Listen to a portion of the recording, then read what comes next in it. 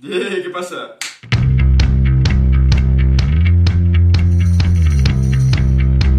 Avui vinc a parlar-vos de la Segona República. I estem continuant la sèrie de Història d'Espanya per a selectivitat. El capítol de Primo de Rivera el teniu per aquí dalt. A veure si podem apanyar algo, va. Ale, a la faena. Per entendre això, hem d'entendre que els espanyols portaven quasi una dècada vivint en una dictadura, la de Primo de Rivera, defesa totalment pel rei Alfons XIII. Home, això faltava, saps? I clar, entre les crisis de la restauració i este final dictatorial, pues què vols que et diga? Es van guanyar un aguantar ben donar i és normal que la gent li diguera al rei. Tampoc te'n passes de sabut, Va, arrea! I en les eleccions del 12 d'abril que havia convocat l'almirall Aznar, és veritat que les candidatures monàrquiques havien guanyat en la major part de poblets rurals. Però perquè allí els cacics manaven del cotarro i ja sabem quins interessos seguien. Però en les ciutats i capitals de província, allò va ser una festa i va guanyar per golejar la coalició republicano-socialista. Quan el PSOE encara era d'esquerres. Mira si fa anys. I en un principi els que s'havien ajuntat en el pacte de Sant Sebastià i havien format el Comitè Revolucionari van ser el govern provisional amb Niceto Alcalá Zamora de presi. Aquí dins teníem un batiburrillo de polítics que no veies. Fins que es convoquen eleccions a Corts el 28 de juny, que això són les generals de tota la vida. I el rei, òbviament, com ja no el volia ningú, agarra i se'n va. Però aquí hem d'admetre que el tio es va portar com un senyor. Va reconèixer que ja no el volien i va dir: mira, m'han fet un sí ja te dimos i tampoc pense començar una guerra civil entre espanyols pel meu propi ego.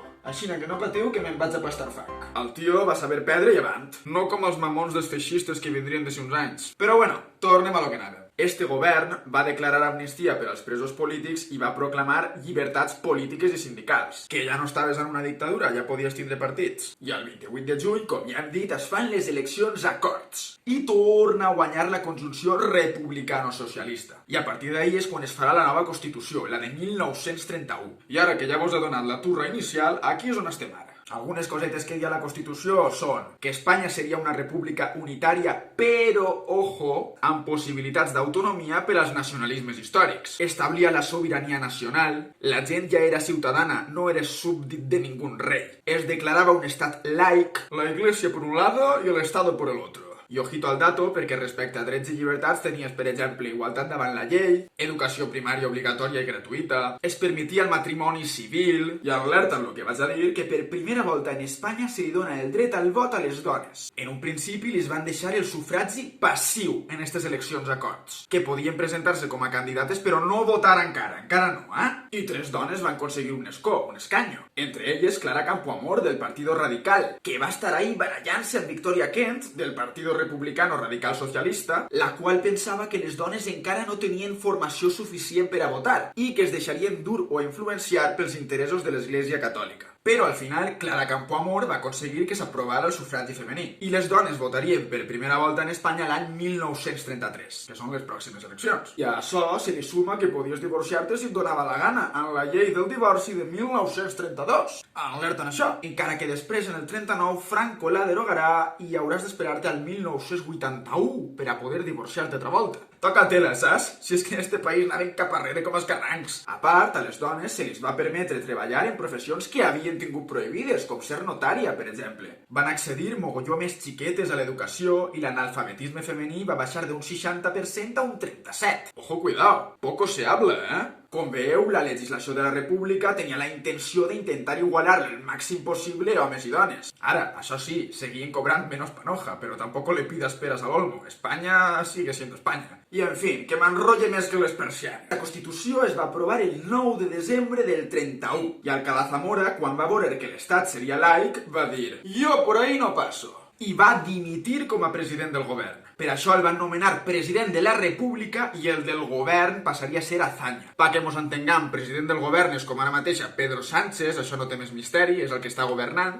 i el president de la República s'encarrega de cada volta que es fan eleccions cridar a qui li toque ser el president. I Azaña va dir que la religió és cosa de cada un i que no cal donar pel sac en públic. O sigui que estava a favor de l'estat laic. Ara, si parlem de partits i sindicats, els d'esquerres estaven tots a favor de la república. A veure, és veritat que els anarquistes no volen cap forma de govern, ni monarquia, ni república, ni sa puta mare. Però sí que més avant, en el 36, la CNT acabarà col·laborant amb la República i tindrem, per exemple, a Frederica Montseny, la primera ministra dona de la història d'Espanya, que era de la CNT. Perquè, clar, ja sabem en el 36 quins bandos n'hi havia i no crec que se'n volgueren anar a l'altre, la veritat. Però bueno, fet este parèntesis per a que mos entengam, si parlem dels de dretes, trobem dins de la pròpia república partits antirepublicans. Havia de monàrquics i d'autoritaris defensors del feixisme que tan de moda estava per Europa, com les Hons o Falange Espanyola, partits que en el 1934 s'adjuntaran i en el 37 Franco els fusionarà amb els carlistes i formarà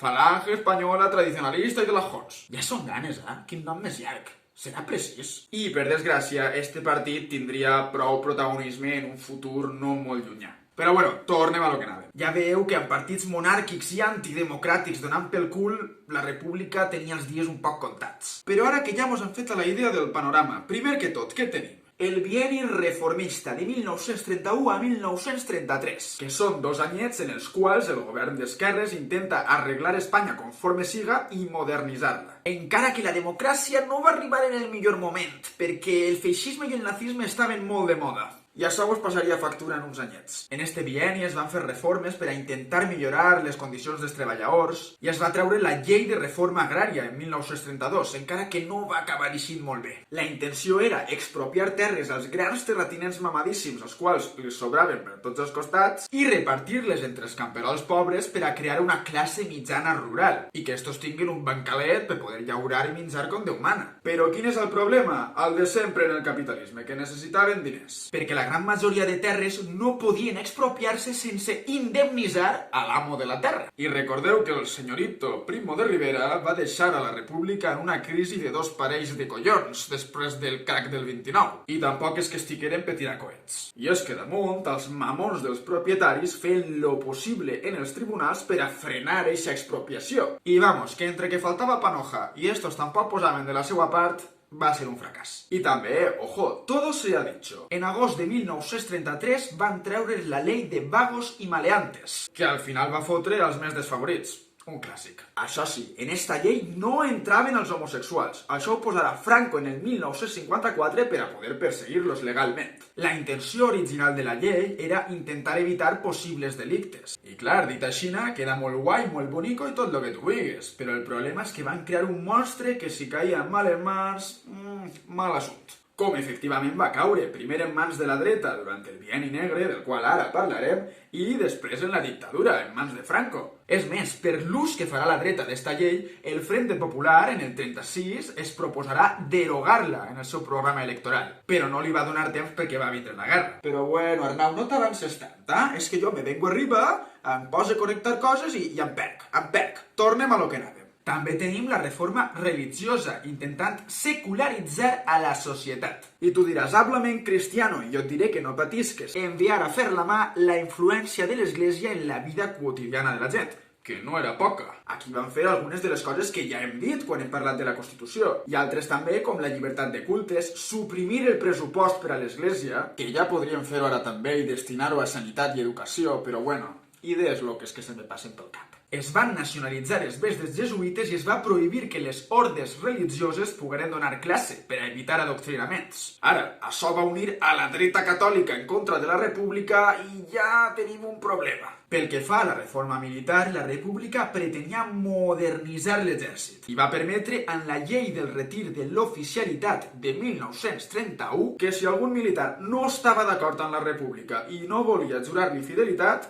que ahí tenia la porta. Podia jubilar-se i deixar la festa en pau, i damunt seguiria cobrant el seu salari, la paguita. I també van baixar el número de rangs, perquè havia capitans, comandants i sa puta mare per omplir 2 cabassos i mig. Això és perquè els militars del Marroc i els africanistes tenien molt més fàcil aconseguir ascensos. Franco era africanista, i això va fer que l'exèrcit es comportara com un xiquet de primer d'ESO quan li lleves al TikTok. I en 1932 intentaran un colp d'estat, la Sanjurjada. Una cosa vaig a dir-te, aquí ja se li veien les intencions, No diguem que no se podia saber. I n'hi ha que dir que el Sanjurjo el van tancar a la presó, però anys després ja sabem que els militars acabarien eixint-se'n en la seua. I això mos serveix per a veure que hem d'anar en alerta, que avui mos pareixen uns pringaos i els endemà molt acaben doblar, saps? A esta gent ni aigua. Respecte a polítiques autonòmiques, encara que ja havíem dit que Espanya volia ser unitària, es va crear la Generalitat de Catalunya i se li va donar un estatut d'autonomia, en un govern i parlament propis, el català com a llengua cooficial i tot el rotllo. I en el País Basc l'Estatut d'Autonomia arribarà molt més tard, en octubre del 36, en la Guerra Civil començà. Així que per desgràcia no li va durar gran cosa, però este va ser el primer govern basc de la història. Contigo empezó todo. I com a curiositat, en el Partit Nacionalista Basc, en el PNB, al principi de la guerra no sabien en quin van donar, perquè era un partit catòlic i tampoc li feia gràcia això de rebutjar la religió. Però van triar anar del bando de la República perquè l'Estatut d'Autonomia el tenien a la volta de l'esquina, com aquell que diu, i sabien que en els fatxes no anaven a nit a son rosco, perquè aquells estaven en contra de tot nacionalisme que no fora espanyol i muy mucho espanyol. I ja si parlem d'educació, aquí tenim moltes coses per dir. Van construir milers d'escoles, es pretenia aconseguir un ensenyament obligatori, públic i gratuït, com a mínim en primària. Sense la religió obligatòria hi ha coeducació. Los pibes i les pibes en la mateixa classe. Per això els instituts femenins van haver de permetre matricular-se a xicots. Ah, hòstia, i se'n recordeu de l'orde religiosa dels jesuïtes? Pues l'Estat va agarrar els col·legis que tenien i els va transformar en instituts públics. Ole! Encara que la dreta estarà molt en contra, tant pel tema religió com pel tema de clavar xiquillos i xiquilles en la mateixa classe. Mireu si ploriquejaven que la CEDA, en un cartellet electoral, va dir que la coeducació era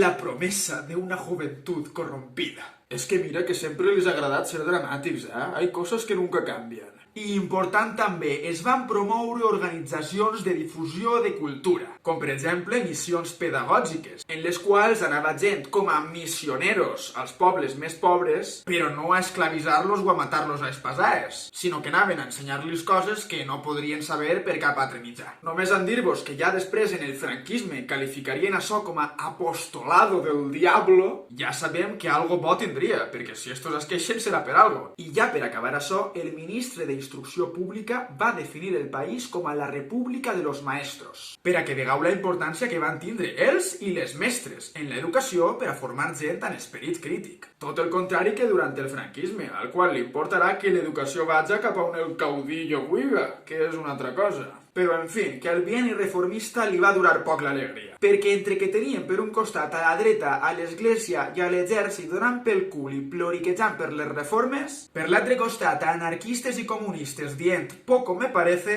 i als de centro, que tampoc li feia molta gràcia que li tocaren la religió, la cosa no pintava molt bé. Però és que damunt tenies que l'economia espanyola, que tampoc és que fora la millor del món, amb les repercussions del crac del 29 i un paro de l'hòstia, 600.000 persones sense feina en 1932. Encara que això són 5 voltes menys que el paro que n'hi ha ara. Així que imagina com estem. I clar, tu no pots pretendre sostenir això sense que hi hagi conflictivitat social i vagues. Perquè tens a la gent hasta els collons de tot i passa el que passa. El govern, tan progressista que era, va respondre amb repressió. Això em sona també d'ara, no? Com per exemple en Casas Viejas, en gener del 33, que la CNT va organitzar una revolta allí i el govern va enviar a la Guàrdia d'Assalto. I van matar a més de 20 civils, cremant-ne vius alguns. La merda també n'hi ha que treure-la. En un estat sempre hi haurà abusos de poder. I això va ser el principi del fin del bienni progressista. I probablement una de les raons per les quals les dretes van guanyar les pròximes eleccions. Azaña dimitix i el 19 de novembre del 33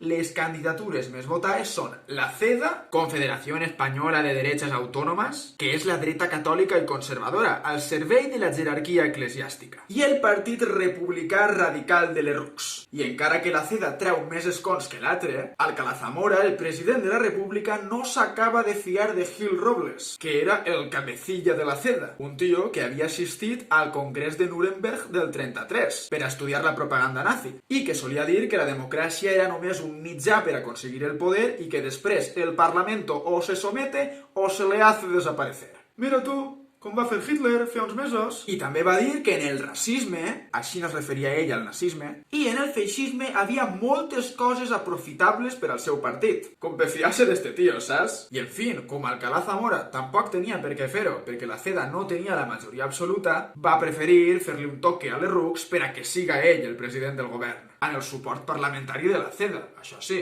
Ara, pa que vegau, la JAP, Juventudes d'Acció Popular, era una associació autònoma de la CEDA, i la JAP en el seu programa tenia alguns punts que eren pe cagar i no torcar-se. Com un que dia, los jefes no s'equivoquen. I Gil Robles era considerat literalment el seu jefe supremo. Culte a la personalitat? Para nada estava fent-se això en Itàlia i Alemanya, para nada. I si en això no tenim prou, el propi fundador de les Jons, Ledesma Ramos, diu que els fascistizados són Calvo Sotelo per un costat, per l'altre Gil Robles i les seues forces, sobretot la JAP, i finalment Primo de Rivera i sus grupos. Este senyor, que fatxa era un bon rato, va dir que Gil Robles era un fascistizado. Ojo, cuidao, lo que tenim aquí. Que era prou simpatitzant, de lo que ja sabem. I ara sí, en este nou govern comença el bienni negre, o bienni conservador. Això a gusto del consumidor. Collons, m'ha rimat i tot. I negre per què? Perquè es dediquen a llevar pràcticament totes les reformes anteriors i es queden tan amples. Reforma agrària? Li tornem les terres als ricatzons, als que li les havien pogut llevar. Reforma religiosa? Tauel en patinet. Tornem a donar-li pressupost a l'església. Militars a la presó per intentar fer un colp d'estat? No, home, no! Tots cap a fora! Amnistia! Si és que tenien més cara que esquena. Reforma per a millorar l'educació? Sí, home, això li faltava a la dreta. Calla, calla. Reduïxen el pressupost de l'educació llevant? Les seues prioritats estaven clares. Es suspèn també l'Estatut d'Autonomia de Catalunya, se li tornen les propietats als jesuïtes... Vamos, que volien fer la contra llevant. I front a tot això, els socialistes del PSOE i de la UGT s'acollonen i es radicalitzen. També és probable que tinga que veure que en eixe mateix any havien guanyat els nazis en Alemanya i havien il·legalitzat a tots els demés partits. I a lo millor es veien vindre algo paregut per aquí. En fi, que en juny del 34 estos organitzen una vaga general per a queixar-se de que li havien llevat les millores laborals que havien aconseguit. A lo que els cabrons van respondre amb repressió i en van detindre uns quants. I la CEDA, uns mesets després, va dir: mira, o m'estaques al govern o va donar-te suport en el Parlament ta puta mare. I el 5 d'octubre del 34, l'Errux li va donar 3 ministeris a la CEDA. Recordem que la CEDA simpatitzava en el feixisme i era considerat un partido fascistizado. I va entrar literalment en el govern. No sé el què, però algo no me cuadra. I Largo Caballero va promoure la Revolució d'Octubre del 34 per a intentar frenar el feixisme, que recordem que estava de moda per Europa, que no és una bobà, que podia arribar en qualsevol moment a Espanya. Però total, que l'exèrcit al final va parar això. Franco va ser un dels generals que estava ahí donant pel sac. Van fusilar a més de 1.000 persones i van empresonar a uns 30 o 40.000 presos polítics, junt al president de la Generalitat de Catalunya i els seus consellers. Sembla que Espanya és en malet de costums. Després, en primavera de 1935, es forma un nou govern amb l'Errux de president i 5 membres de la CEDA. Ja no són 3, no. Ojo, cuidao que van pujant. Estaquen a Gil Robles de ministre de Guerra i Franco és nomenat el cabecilla de l'Estat Major de l'Exèrcit, convertint-lo en el jefazo de les Forces Armades. És que me caguen la puta mare dels cotxes i sa abuela, me caguen sa tia. Però este any va eixir a la llum la corrupció del partit de l'Errux i Alcalá Zamora va dir: la mare que vos ha parit. Quin remei. Noves eleccions. I en mentres, tu, Portela, fes de president. I ara sí que sí, arribem a la recta final. Les esquerres, com sabien que el sistema electoral beneficiava les coalicions i t'anava millor que si et presentaves en solitari, van dir: fem comboi o què? I es van unir en el Frente Popular. Ahí hi havia republicans d'esquerres, sindicalistes, socialistes, comunistes... Vamos, que això pareixia el festivern. Van guanyar majoritàriament en la perifèria, que és on havia més treballadors d'indústria i jornalers sense terra. Al contrari que en les zones d'interior, que com havia més propietaris de terres, no li feia tanta gràcia. Al passar a governar l'esquerra en febrer del 36, la dreta es va pegar un rebot com avui demà, com fan sempre que perden. I Gil Robles li va demanar a Portela que s'aplicara la llei marcial. I el l'endemà el govern declara l'estat d'alarma, però no per una pandèmia, sinó per a pensar-se què collons fer. Però al final Portela va dir: mira, això no està pagat. jo passe de vosaltres. I va dimitir abans de que acabara l'escrutini dels vots. I es va formar el nou govern amb Azaña de president. Que, per cert, Azaña, sabent que es volia donar un colp,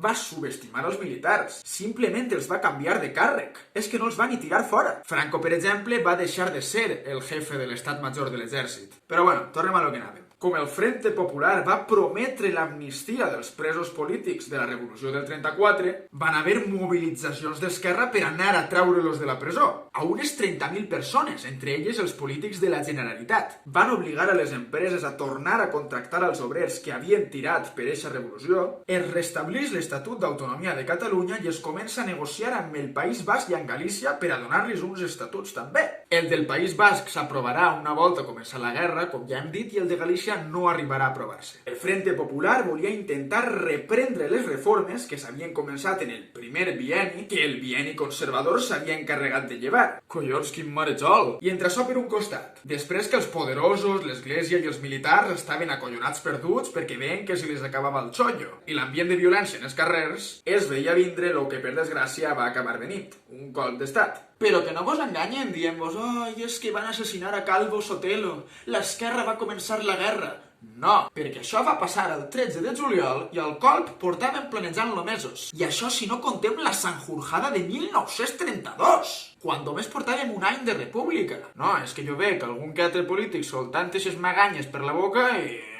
Però per a que ho vegeu, així eren i no pensaven parar hasta aconseguir lo que volien. I, en conclusió, està clar que la república no va ser ningú paraís, perquè la dreta només aprofitava per a fotre als treballadors i al poble, i només es preocupava per beneficiar a les èlits i a l'església. Fotre, com ara? Però sí que està clar que va ser un brot d'esperança de fer les coses bé en una Europa on el feixisme estava de moda. Quin va ser el problema? Que la societat no estava preparada per això i va preferir tirar cap al costat que tots coneguem. Al final, per desgràcia, el destí d'un país sempre depèn de les èlits, dels que tenen la panoja, les armes i el poder. I pa que vegeu que diuen que el colp era per a salvar a Espanya. Tant que volien a Espanya i tants espanyols que van matar. Així no són. Jo lo siento, però els que s'omplin la boca dient que són patriotes i després defenen aquestes coses no són patriotes ni són res. I ja ho tenim bé per avui. Si t'ha agradat, t'agrairia moltíssim que el compartires. Si t'ajuda en l'examen, deixa'm en els comentaris o xerra'm per on siga, per Instagram o per Twitter, si és que m'alegra saber aquestes coses. Segueix-me en les xarxes i subscriu-te al canal per a no perdre cap novetat. I recordeu que el coneixement no fa nosa i aquí estem per ampliar-lo i compartir-lo tot el que puguem. Molt bé.